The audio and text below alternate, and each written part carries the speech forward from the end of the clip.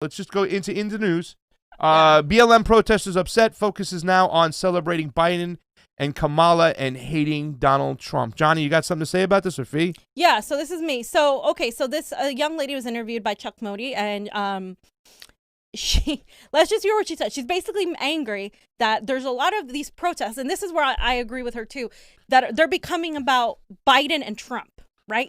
And now the issues that these people were fighting for get completely lost in the process. Okay. Yeah. And then later on in the second link, Johnny, that I put below, she talks about how their fight is actually harder under Biden. And this is what I need people to hear. Those people that are out celebrating with mimosas and shit and stomping on Cheetos. I need you to hear this woman because she's right. Right now, white people are out here right now thinking that we've won some type of war. And when in reality, we've gone from, as my homeboy Marcus put it, we were in the negative and now we're at zero. And I get black people celebrating, but white people, white women especially, when your numbers have increased, you need to be home right now talking to your family members about the decisions that they're making. On top of that, we have folks out here who are claiming to be out here in the name of democracy, but in the same breath are erasing Black Lives Matter from this plaza. This plaza right now don't have shit to do with Black Lives Matter. It is all about Biden and Harris and dump Trump, to the point where the memorial fence that we made, where we put the names and faces of people who have been murdered by the police, they are putting fucking Biden and Harris signs on it and dump Trump signs on it, covering faces and names as they're doing it with no regard to it. And so I was just over there actually walking up and down the fence, taking down that shit that ain't got nothing to do with Black Lives Matter, when a white boy tried to fight me because he wanted to sign the poster that I was ripping down that said Biden and Harris. And I had to tell him, you can sign it from on the ground, because I'm taking this shit off the fence because it don't have anything to do with what this fence is for. At that point in time, he bucked up at me like he was going to hit me, to which a young black boy ran over. Right, I mean, you know, I knew him from the summer. He protested with us on the plaza. He ran over right in between us and asked the white guy, is there a motherfucking problem? To which he rolled out, of course, hashtag protect black women. But the point being is, he saw no irony whatsoever in the fact that here he is trying to be violent with a black woman on Black Lives Matter Plaza who is protecting a mural that is for black lives that have been lost at the hands of the police. As a white man, he saw nothing wrong with what he was doing, which is a clear indicator that the people here tonight are completely fucking clueless. I mean, we've got so far to go. Yeah, I mean, we can show the next clip in a second, but I just want to hear your reaction, because it's I saw this yesterday and whatnot and stuff. Like, obviously I said this is a step in the right direction. You know what I'm saying? I mean, I'm sure if I got in a room, we'd probably disagree with certain stuff. Of course. But this young lady right here is definitely in a step in the right direction. They tried to co-opt this thing from the get-go, fam. Yep. We talked about this. It didn't come about Black Lives Matter. This became about go against Donald Trump, and we've seen this in certain things, like even with the PSL guy. I went and told him, I said, when you go F Trump, you better say F Biden, or F the system right here. Yep. Biden ain't going to save your ass. Yep. You know what I'm saying? So I think this is a great step in the right direction. You know what I'm saying? This shouldn't be. It's just as oppressive under Biden and Harris, and it will be. And if you don't know Kamala Harris. In fact, she says it's more. Let's hear how she says it's harder. It's harder. So let's go to the next clip. And she's right. It is harder. Yeah, they erased the fuck out of us. They've erased black people from the plaza. Black Lives Matter Plaza is currently about everything except black lives. Right, all lives matter. People are out here. Fake Biden supporters are out here, where I can tell you don't believe in Black Lives Matter. I mean, but I guess that doesn't make you a fake Biden supporter. That makes you a true Biden supporter, because that motherfucker don't believe in Black Lives Matter either. And that's what I'm telling people. Our fight is actually harder under Biden than what it was under Trump, because with Trump, his racism was overt. And so white people were like, I can clearly see that's racism, and I'm standing up for your rights. But covert racism, they're okay with. They're okay with their implicit biasness. They're okay with all of that shit, as long as it's not blatant. And it's clear from how they're treating black people out here on the plaza right now. You out here to celebrate democracy while silencing black voices. That is the true American way. is your fear. What democracy are they even celebrating? And she's right. I mean, it's not just regarding racism that it's harder now with Biden. It's regarding everything, especially foreign policy. Oh, let me put on the stupid. Oh, I'm a senile old man.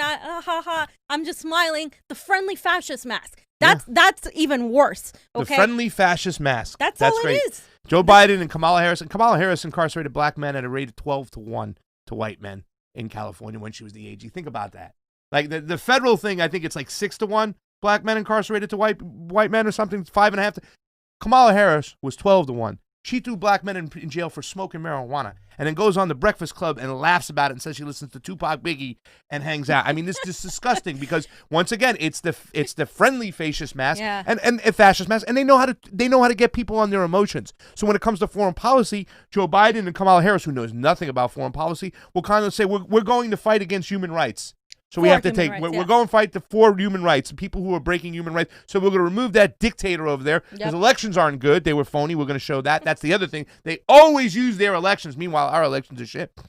So what this lady is saying is really serious over here. It's nuanced. You got to understand that. And once again, I would have liked her to say, you know what? I'd rather take the friggin' overt racism in my face than the one that hides behind the corner and actually implements worse policies for people of color, like the crime bill. Like going into Iraq, you know what I'm saying? Like, that's what I would have liked to her. But even still, this woman's on point. This is a nuanced situation. Nobody, and I'm taking names, I'm taking notes for these progressives celebrating Kamala Harris and Joe Biden like they won something. You didn't win shit. In fact, it's gotten worse. So this is funny. This is just a lighthearted thing, kind of, right? Yeah. Because this is an actual spook. So this is what was going on. So Ken Delaney and NBC didn't realize that he was mic'd. He was hot mic'd, right? And let out this oh shit fuck on the air. And this is just funny because they were talking about the Biden transition team, and this guy is like a deep state operative. NBC's Ken Delaney has some new reporting on something that we talked about at the top of the hour, how the Trump administration is handling the transition with the incoming Biden team, or not handling it, we should say, to a certain extent. This time, it involves our intelligence community. Ken, what have you learned, sir? Oh, shit. Fuck. Okay. Think we lost Ken for a second. We'll try to get him back there. What was he saying? Oh shit, no fuck to it. Nobody knows. But Craig Melvin. Hey Craig. From another Craig. Your face was priceless, baby. But you know what? Also, too, the whole narrative of just going to push the transition. It's over. The network's called it. It's over. Not one state has verified the vote yet. Johnny, they haven't validated and verified. Can you go quickly to the OAS thing? Because I have to point that out about the OAS tweet. Yeah. I think it is. Yeah, I just want to point that out because so the OAS, okay, you guys, the OAS. Oh, let's read this woman's because she's a big neoliberal. Let's read her little tweet. She says, breaking, international observers from the Organization of American States say they saw no instances of fraud or voting irregularities in the 2020 U.S. presidential election. # Trump concede. So 19,000 likes, okay, on this tweet, which is, I mean, I'm at the point where I say, bring the asteroid down. And I said, you mean the OAS, who falsely accused Bolivia of having undemocratic elections, helping usher in a coup, removing socialist Evo Morales, and placing a neo-Nazi regime in one that was defeated and will be tried as soon as Evo returns, doesn't think that our elections were fraudulent? You can show Nick, what's his name? Go up. Yeah, that next one right there. Hey! You don't say. I did it. That's so surprising. Look at that OAS, face. it's so surprising that the OAS doesn't think there's fraud. Well, Cory Booker stands behind the OAS, fam. So, of course he does. They thought there was fraud in Bolivia, but not here. When Bolivia, Ben Norton, who was just there, got done telling us that Bolivia has way more fair and open elections. Venezuela, by the Jimmy Carter Institute, has fair and open elections. Yet we've been trying to coup these countries, and we helped with a coup in Bolivia because of their elections, because of the OAS and agencies like the OAS. the fact that the OAS says there's no election fraud should tell you that there is. That is the kind, in fact, that's one of Donald Trump's strongest arguments. Unfortunately for him, his administration, this is where the karma comes in, was one of the ones that helped in that coup.